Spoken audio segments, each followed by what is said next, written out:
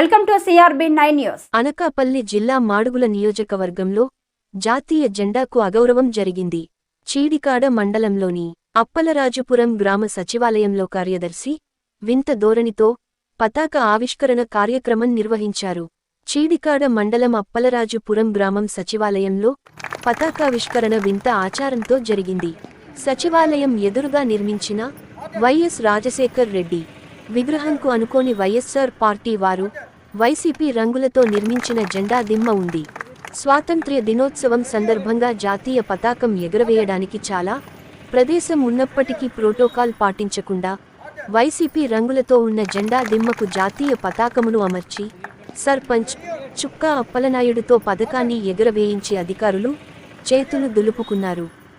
MLC ఎన్నికల నిబంధనలు ఉండడంతో ప్రజాప్రతినిధులు కాకుండా వైసీపీ రంగులతో ఉన్న వైసీపీ జెండా దిమ్మకు జాతీయ పతాకాన్ని ఏర్పాటు చేసి తన అభిమానాన్ని కార్యదర్శి చాటుకోవడం గమనార్హం.